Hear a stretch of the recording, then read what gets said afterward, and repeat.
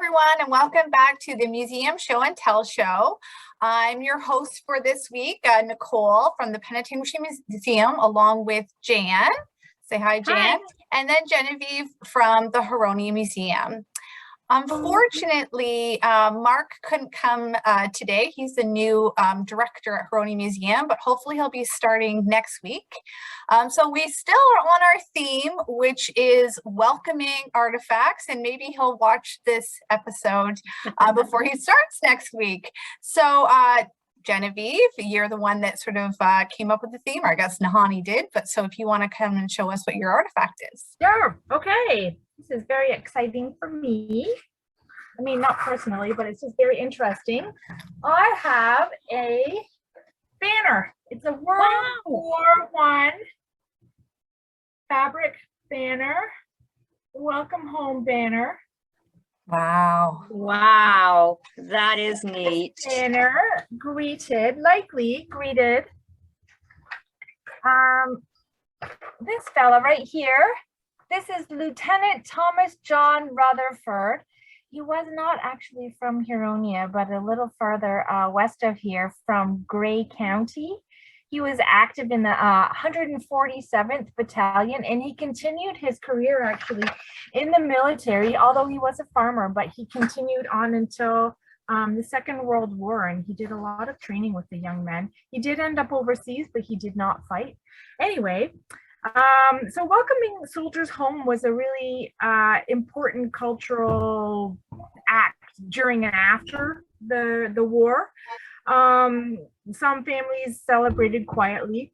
A lot of times there were banners like that one, and public welcoming ceremonies, I suppose. Now, the Canadian soldiers, when they were sent home after the armistice, so after November 11th in 1918, they were generally sent home by their divisions, and then they could be, let me see, what does it say here? Then they could be paraded through the streets of their towns, headed by the officers in the regimental flag, and then everyone in town could come out to meet them. I know, however, that we do have mentioned in the Midland Free Press of men generally who are invalided home. They'd come down home in dribs and drabs, usually one at a time. And we've got an interesting short article here from the December 19th, 1918 Free Press. So Private James Doyle is home again. It says when the 9:45 train pulled in from Toronto on Monday evening, it was carrying Private James Doyle, one of Midland's wounded soldiers. Though no public notification of his coming had been received, it was learned late in the evening that he was on the northbound train, and Mayor White adjourned the council meeting in order to be at the station when he arrived. The other members of the council were also present, both of his parents, as well as the Reverend Dr. Barcello of St. Margaret's, and a few intimate friends. When Private Doyle stepped from the car, he was warmly greeted and escorted to a gaily decorated auto. A string of autos accompanied him to St. Margaret's Church, which was brilliantly illuminated, as well as the residence of Reverend Dr. Barcello. The bell of that church was also pealing forth its welcome. After spending a few minutes there, the procession reformed and took the returned soldier to his home on 4th Street. So that was just really nice and nice to read. And I know that we do have photographs that I didn't pull out today, but we do have photographs of some welcome home parades from both Midland and Penetanguishene, and they seem to be really joyous occasions. Interestingly, there were a lot of soldiers. They were all in their uniform, military uniforms. They were very, very patriotic, with representations of the different countries, I guess, that had taken part in among the Allied forces. Women representing Wales, for instance, or different members of the Commonwealth. And yeah, it was just really interesting to read all about the welcome, different ways in that it was manifested, I guess. Although this fella here, he ended up not getting home until March of 1916. He was doing extra work for the military. So, or 1916, sorry, 1919 rather. Yeah, so that's our welcome artifact. Nice. I did hear that unmarried men were usually the ones that stayed behind after. And yeah, you have, I know that we also have in our collection welcome home pictures from Penetanguishene for World War One. Do you have any for World War Two? Because I haven't seen a lot of the celebrations from World War Two locally. No. I've just seen a lot from World War One. No, we don't. I don't know if there was a different method for bringing men home at that time, if they did not come home as divisions, but rather individually, or yeah, I'll have to look at that. That's probably what it has to do with, because yes, in World War One, right, they would all been Simcoe Gray foresters from this area, whereas you're right, in World War Two, they would have been all separated. So maybe that's why they didn't have. Yeah, that's right. There wasn't so much regionality about the enlistment, I guess. Yeah, that was a really nice flag. We also have a welcome home flag, which we were thinking about doing for today, but we have it on display and it's sort of really high up, and and we're like, that'd be too difficult to film. So we did come up with another artifact. So Jan, if you want to talk about what our welcoming artifact is. Okay, so what we came up with is much smaller, much smaller, but it's a calling card. Oh, okay. So the calling card actually was the earliest introduction of it was in ancient Egypt, and the Egyptians would take ceramic tiles to different temples of worship, and they would mark them with their names somehow and leave them behind. So that was their calling card.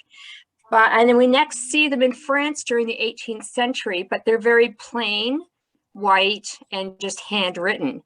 So by Victorian times, we all know the Victorians like to do everything extraordinaire. So by that time, printing had improved and such, and inks. So they went far more colorful.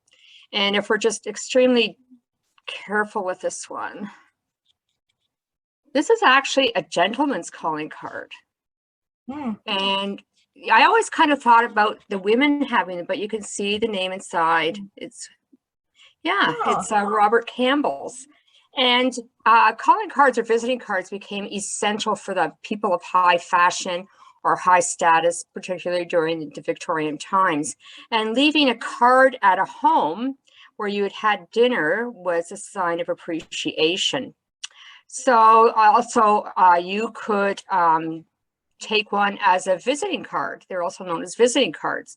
So you could drop by someone's home, and I don't know if it was a strategic movement or whatever, but if they weren't home, the servant, usually, because it's people that were rich that carry these around, so they would accept it from you, and they would display it on a silver platter in the foyer of the home for the homeowner to see that this person had come by. And once you left your card, they were rather obligated, like there became actual like strict rules and expectations with these. They were then obligated to contact you and invite you for a visit, which was a very formal visit of no longer than 20 minutes and of only very polite formal conversation. So this card we have here, you can see it's rectangular in shape. The gentlemen's cards were this shape so they could fit them into their front pocket of their jacket. And women's cards would generally be much bigger. And a lady could choose to put her seasonal visiting hours on her card, so you knew only to call at these particular times. So like I said, once a card was dropped, it resulted in a formal invitation. And then, of course, then you were expected to, you've now visited the home, you're expected now to invite that person back. So I don't know if that's where kind of women's coffee times. I remember my mom, when I was growing up, you know, the women would all come over for coffee in the morning, and then they'd go to another lady's house another morning, and perhaps this is where it originated, I'm not sure, but it kind of resulted in a rotation of visiting. So there's our pretty little card. And oh, also, you could use codes on these cards, not like a written code, but particularly if you folded one particular corner of the card when you left it, it would be a sign of congratulations for some event that had happened. Perhaps they'd had a baby in the home or whatever, a newlywed couple, and you would bend one corner. But if you bent the opposite corner, it was generally a sign of condolences. Oh, So they were very multifaceted, multi-purpose little cards.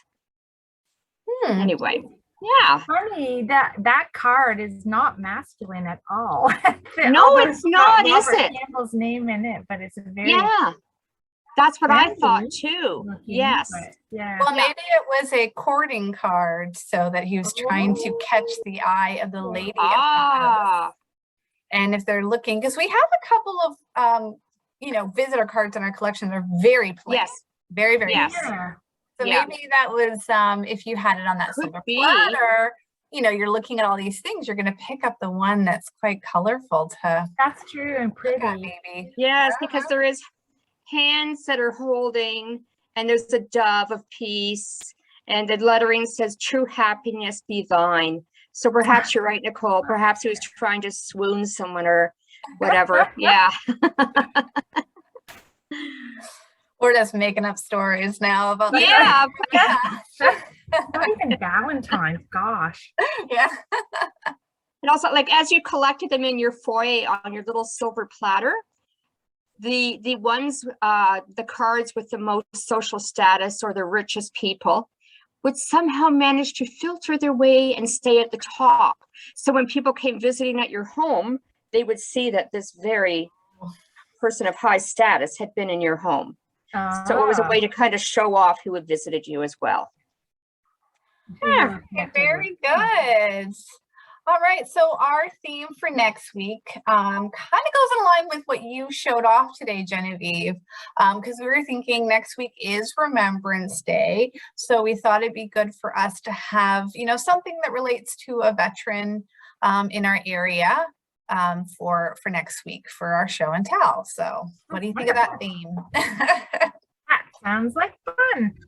All right, great. So thank you. Cheerful. Pardon me? Try to think of something cheerful. Yes, Yeah. I'm sure there's some great stories out there, maybe. Great heroic veterans, maybe. That's nice. Much nicer than death. Yes, yes. All right, everyone. Thank you so much for joining us today. We hope to see you next week. Bye. Say bye. Bye.